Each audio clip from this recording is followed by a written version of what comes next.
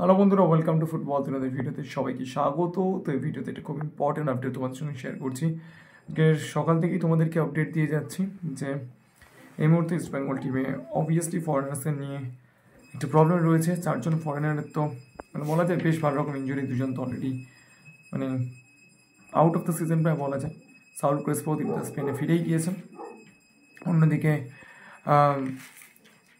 মাদি তালালে যে ইঞ্জুরি হয়েছে তিনি 8-9 মান্থসের আগে ফিরবেন বলে মনে করা হচ্ছে না। অন্যদিকে হেক্টর রুস্তে তারও ইঞ্জুরি আছে, একটা ম্যাচ খেলবেন, হয়তো 2 ম্যাচ খেলবেন না। ডিমিট্রিয়াস দিয়ামান্তাকুসকে নিয়ে আর কী বলবো, তিনি তো ম্যাচ খেলার মতো জায়গাতেই নেই, জোর করে হয়তো তাকে নামানো হবে। একটা আবার বেশি খেলা তার পক্ষে কখনোই পসিবল নয়। তো এইরকম একটা সিচুয়েশন, এইরকম একটা ক্রাইসিস টাইম। এই মুহূর্তে ইস্টবেঙ্গল 2জনকে চেঞ্জ করবে, যেটা আমরা আপাতত শুনতে পাচ্ছি। আগে লাইভে আমি একই কথাই বলেছি যে ইস্টবেঙ্গল 2জনকে চেঞ্জ করবে, একজন সিডিএম নেবে। সেখানে জনি কাউকোর ব্যাপারে তারা ইন্টারেস্টেড, যদিও নাথিং ইজ ফাইনালাইজড, হবে কিনা কোনো বলাই যাচ্ছে না। তার কারণ জনি কাউকোকে পেতে গেলে একটা মোটা অঙ্কের টাকা সঙ্গে একটা ভালো প্রজেক্ট থেকে শো করতে হবে, ইন্টারকেশকে কনভিন্স করতে হবে, অ্যান্ড দেন লোকজাভসকে কনভিন্স করতে হবে।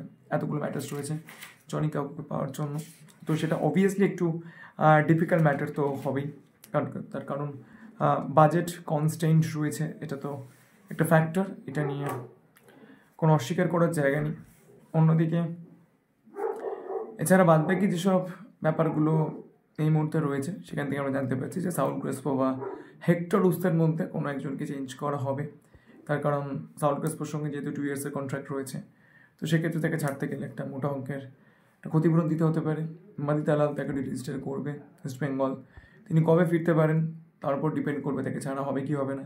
তো এইসব ব্যাপারগুলো নিয়ে চিন্তাভাবনা চলছে। তবে সাউল ক্রেসপো বা হেক্টর রুস্তের মধ্যে কোনো একজনকে রিলিজ করা হবে, এটা আমরা আপাতত শুনতে পাচ্ছি। দেখা যাক কে হন সেই নামটা। আর মেনলি যে 2জনকে চেঞ্জ করার কথা বলা হয়েছিল, হিজাজি মাহের আর ক্লেটন সিলভা, তারাই মানে আপাতত ওই অন্ধের যষ্টি বলা যায়। যদিও ক্লেটন সিলভার থাকা না থাকা এই মুহূর্তে একই ব্যাপার। হিজাজি মাহের একমাত্র ফিট বিদেশি, যে ফিট কথাটা বলতেও ভয় লাগে, কবে আবার চোট লেগে যাবে। তো সব মিলিয়ে it's a difficult time, honestly it's a difficult time. তবে এইটুকু আপডেট যে সাউল ক্রেসপো বা হেক্টর রুস্তের মধ্যে একজনকে চেঞ্জ করা হবে। আর অন্যদিকে মাদি দালাল, তার তো রিপ্লেসমেন্ট নিতেই হবে, কিছু করার নেই, তার কারণ তিনি তো নিয়ার ফিউচারে আর ফিরতে পারছেন না। তো এই আপডেটসগুলো তোমাদের সঙ্গে শেয়ার করেছিল। যদি ভিডিও ভালো লাগে তো লাইক করে দিও, মনে করে আমার চ্যানেল সাবস্ক্রাইব করতে ভুলো না। তার কারণ ফুটবল নিয়ে নিয়মিত সঠিক তথ্য সবার আগে পেতে গেলে তোমাদের কিন্তু ফুটবল দুটো চ্যানেল আসতেই হবে। তো চলো এখন এই পর্যন্ত দেখা হচ্ছে পরের ভিডিওতে।